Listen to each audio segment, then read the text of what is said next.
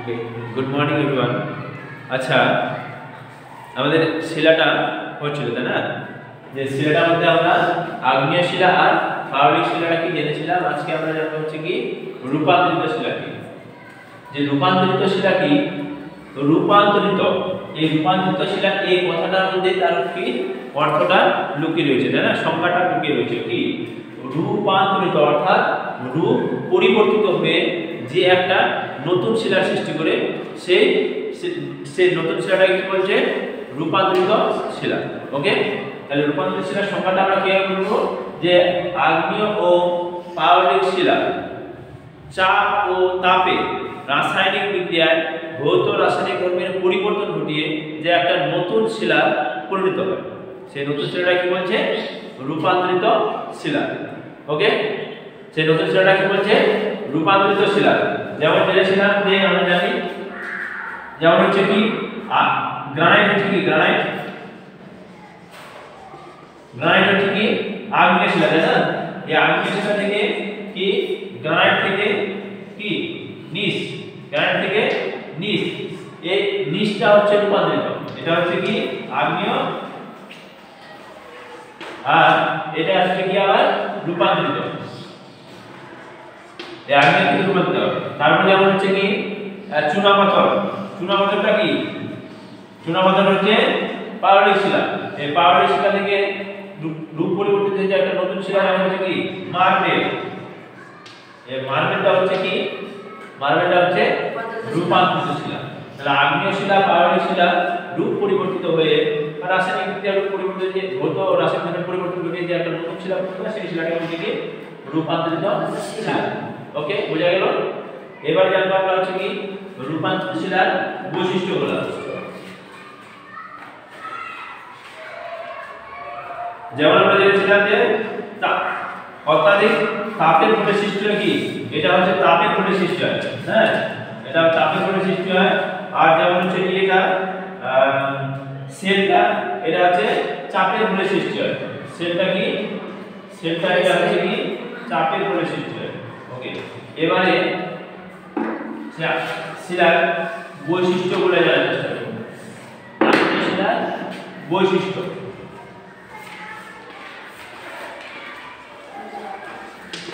বৈশিষ্ট্য কি, যেমন এই শিলা কি হয়, এই শিলা কি হয় মানে হচ্ছে প্রচন্ড চাপ পাললিক শিলাকে পরিবর্তিত হয়, এই প্রচন্ড চাপ ও তাপের ফলে এই রূপান্তরিত সৃষ্টি হয় বলে এই কাঠিন্যতা কি হয় খুব বেশি হয়। কি হয় এই কাঠিন্যতা কি হয়ে যায়,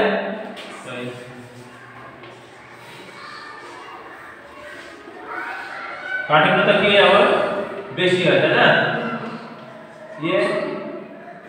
তারপরে 2 নাম্বার, এই শিলা কি হয় কাঠিন্যতা যেহেতু বেশি হয় তাহলে কি হবে ভঙ্গুরতা কম হবে তাই না। ভঙ্গুরতা কি হবে, ভঙ্গুরতা কম হবে। তারপরে এই শিলা যেহেতু হচ্ছে কি রূপ পরিবর্তিত হয়, মানে এটা আগে ধরুন আগ্নেয় শিলা বা পাললিক শিলা কি ছিল, ধরুন যেমন ছিল, ধরুন যেমন পাললিক শিলা স্তর ছিল, তাহলে এই শিলা বড় শিলা খণ্ড দারুণ খণ্ড ছিল, কিন্তু এই শিলা হচ্ছে কি রূপ পরিবর্তিত হয় বলে এতে কি হয়, এতে জীবাশ্ম থাকে না। ওকে, এই জীবাশ্ম বলে ধরুন পাললিক শিলা জীবাশ্ম ছিল, এই জীবাশ্মটা রূপান্তরিত শিলার জীবাশ্মটা সেটা কি হয়ে যায় নষ্ট হয়ে যায়, তাহলে এটা হচ্ছে কি জীবাশ্ম কি হয় থাকে না, নষ্ট হয়ে যায়।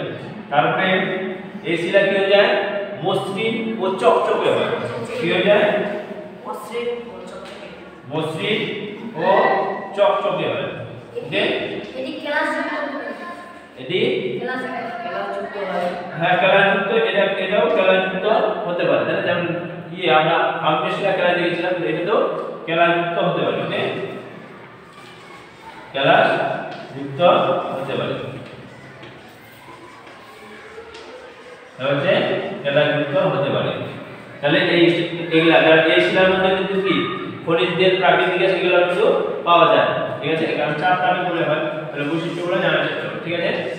আচ্ছা, এই কাঠিন্যতা বেশি, যেহেতু কাঠিন্যতা বেশি তাহলে কি ভঙ্গুরতাটা কম হবে, এতে জীবাশ্ম থাকে না, জীবাশ্মটা থাকে না, এর মসৃণ ও চকচকে হয় আর এটা ফেনাযুক্ত হতে পারে। ওকে, বুঝে গেল? এবারে আর যেটা উদাহরণ দিলাম আমি দেখব আর অনেকগুলো আছে, চুনাপাথর থেকে মার্বেল, পিক কয়লা থেকে যেমন হচ্ছে কি গ্রাফাইট, তারপর গ্রানাইট থেকে নিস, ব্যাসল্ট থেকে অ্যালুমিনিয়াম, তারপর সকল থেকে। এবারে জানতে হচ্ছে এই শিলার হচ্ছে তিনটা মানে প্রধান তিনটা শিলা এর মানে এই বিশেষ তিনটা শিলার বৈশিষ্ট্যগুলো জানতে হয়। যেমন একটা হচ্ছে মার্বেল, এটা টিকা আকারে জানতে হবে আমাদের। মার্বেল কি? মার্বেলটা কি? মার্বেল সাধারণত আমরা দেখেছি কি মার্বেল কোথায় ব্যবহৃত হয়? হ্যাঁ, বাড়ি তৈরি যেমন মেঝেতে, তাই না, ব্যবহার করা হয় না? তাহলে হচ্ছে যেমন কি তাজমহল কি মার্বেল তৈরি, তাই না? তাহলে এই মার্বেলটা হচ্ছে কি? মার্বেলটা হচ্ছে খুব মসৃণ, সুন্দর, মসৃণ ও চকচকে হয়। এটা কি হয়ে যায়? আচ্ছা, এটা আগে কি? এটা কোন শিলা? এটা হচ্ছে চুনা পাথরের রূপান্তরিত রূপ, তাই না? চুনা পাথরের রূপান্তরিত রূপ, চুনা পাথরের রূপান্তরিত রূপ। আর এটা কি হয়ে যায়? মসৃণ ও চকচকে, তাই না? খুব সুন্দর, মসৃণ ও চকচকে হয়। ওকে, এটাকে কি নির্দিষ্ট মাপে কি কেটে নেওয়া যায়? কি নির্দিষ্ট মাপে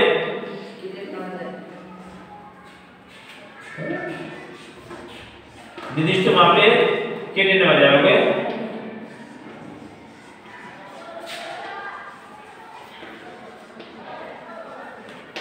এটাকে নির্দিষ্ট মাপে কেটে নেওয়া যায়। এটা সাধারণত কি স্থাপত্য, ভাস্কর্য তৈরিতে ব্যবহৃত হয়। কি স্থাপত্য আর ভাস্কর্য তৈরিতে ব্যবহৃত হয়। যেমন হচ্ছে কি তাজমহল তৈরিতে কি এই মার্বেল তৈরি। তাহলে স্থাপত্য ও ভাস্কর্য তৈরিতে এই মার্বেল ব্যবহৃত হয়। এই মার্বেল হচ্ছে কি আবার অ্যাসিডের সংস্পর্শে আসলে কি হয়ে যায়? তার ক্ষত সৃষ্টি হয়। কি হয়ে যায়? ক্ষত সৃষ্টি হয়। যেমন আমরা পড়েছিলাম না বিশ্লেষণ করে কি, যেমন অ্যাসিড বৃষ্টি হচ্ছে, অ্যাসিড বৃষ্টির ফলে মার্বেলের তাজমহলের কি ক্ষত সৃষ্টি হচ্ছে, মানে ক্ষত হচ্ছে, তাই না, ক্ষয় হচ্ছে। আচ্ছা, তাহলে এই মার্বেল টিকাটা আমাদের ভালো করে জানতে হবে, ঠিক আছে? তারপরে আর দুটো হচ্ছে কি, একটা হচ্ছে স্লেট আর হচ্ছে নিস। এটা দেখবে একটু, স্লেট আর নিস। স্লেটটা কি এই তিনটা শিলাকে একটু মোটামুটি জানতে হবে, তার মধ্যে মার্বেলটা ভালো জানতে হবে, ঠিক আছে? আর স্লেট আর নিসটা একটু জানতে হবে, স্লেট আর নিস।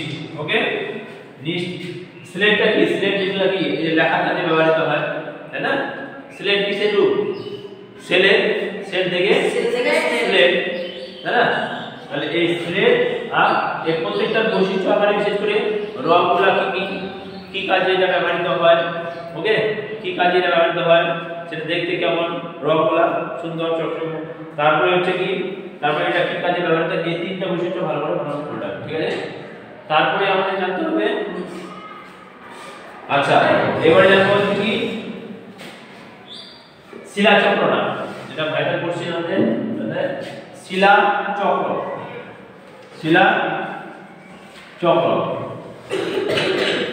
শিলা চক্রটা কি?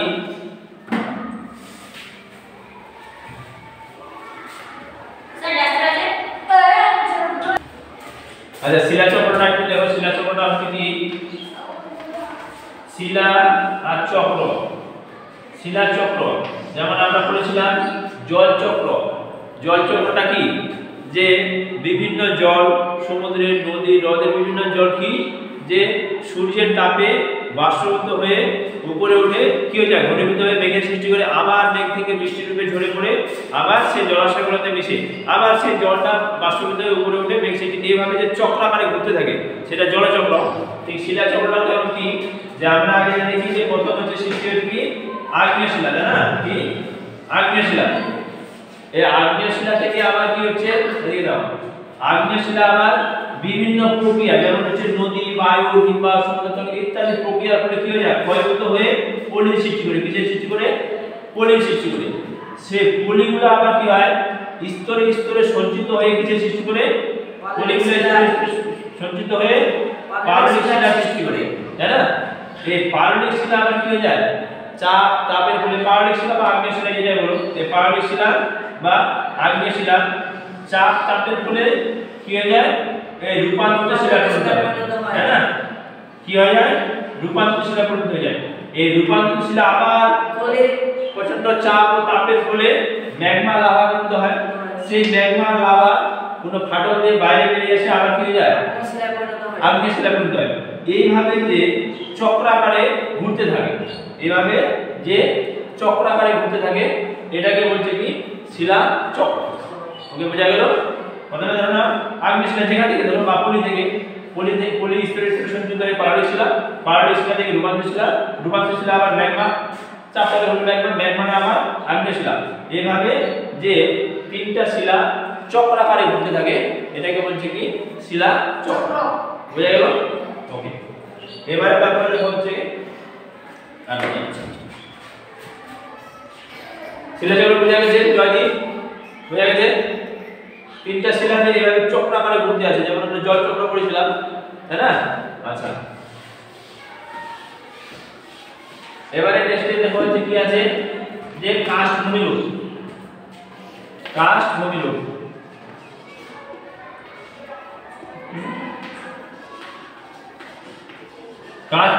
কি দেখো একটু কাস্ট ভূমিরূপটা আছে কি চুনাপাথর মুক্ত অঞ্চলে জলের সঙ্গে বিক্রিয়া করে যে বিভিন্ন ভূমিরূপগুলো সৃষ্টি করে বা বিভিন্ন গর্তের সৃষ্টি করে সেই ভূমিরূপগুলোকে বলছে কি কাস্ট ভূমিরূপ আর কাস্ট ভূমিরূপগুলো যেমন সাধারণত যেটা হচ্ছে কি এটা সাধারণত কি হয়ে যায় মানে হচ্ছে কি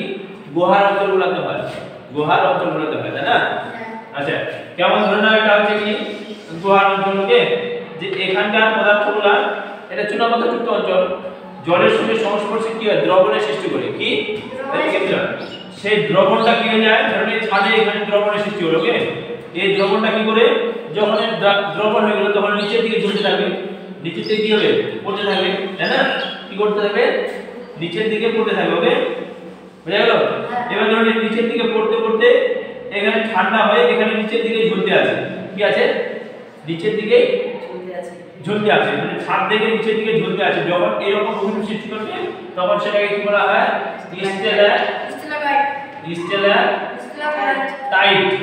টাইট করে ধরে আছে মনে রাখার জন্য মানে যখন এটা ছাদ থেকে পড়তে পুরো না পড়ে গিয়ে সেখানে ঝুলতে থাকে এই ধরনের ভূমিটা কি বলছে টাইট আবার যখন হচ্ছে কি পদার্থগুলা পড়তে মানে এরকম ঝুলতে সব এখানে পড়ে গেল ওকে নিচে পড়ে গেল ছাদে আবার এখানে পড়ে গেল এবার পড়তে যে একটা ধরনের স্তম্ভ সৃষ্টি করে এই তখন এই যে নিচের দিক থেকে স্তম্ভটা সৃষ্টি করে এটাকে বলে কি কি বলে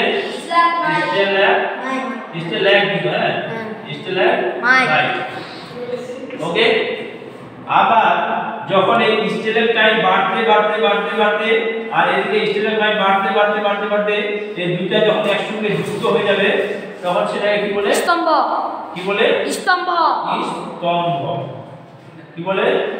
স্তম্ভ ওকে যখন ঝুলতে থাকবে তখন স্টেলাকটাইট আর যখন নিচের দিকে ঝুলতে নিচের দিকে ভূমিরূপ সৃষ্টি হবে তখন এটা স্টেলাকটাইট আর যখন দুইটাই একসঙ্গে মিলে যাবে তখন এটা কি বলে স্তম্ভ ওকে বুঝা গেল এবারে জানবো হচ্ছে আমরা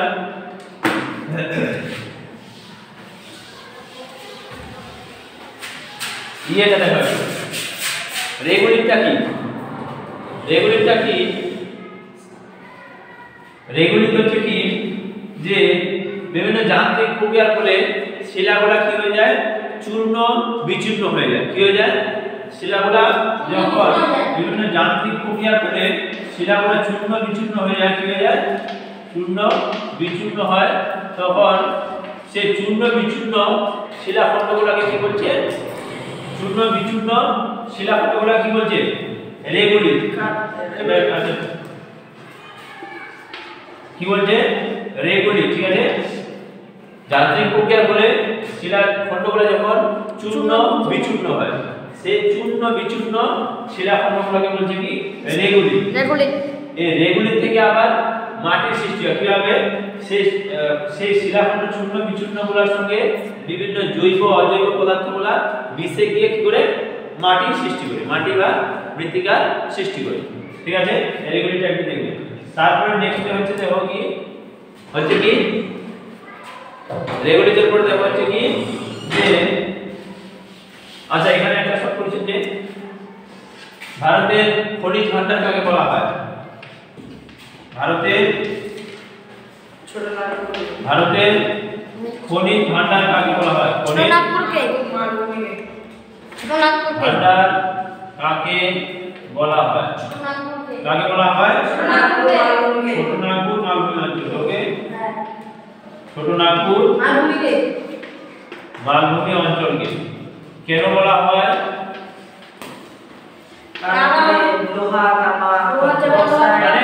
মালভূমি অঞ্চল মানে কি? এখানে প্রচুর পরিমাণে কি এই খনিজ দ্রব্য পাওয়া যায়, তাই না? যেমন কি লোহা, খনিজ, ম্যাঙ্গানিজ, মানে বিভিন্ন ধরনের খনিজ পাওয়া যায় প্রচুর পরিমাণে। এই জন্য এটাকে বলা হয় কি ছোটনাগপুর অঞ্চলে কি বলা হয়? খনিজ ভান্ডার। ওকে, আর তারপরে আমরা জানবো শিলার ব্যবহারগুলো। শিলার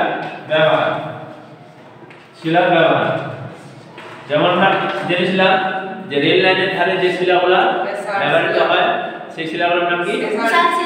ব্যাসাল্ট, তাই না? বা রাস্তা তৈরি করা হয় যে ওগুলা কি ব্যাসাল্ট।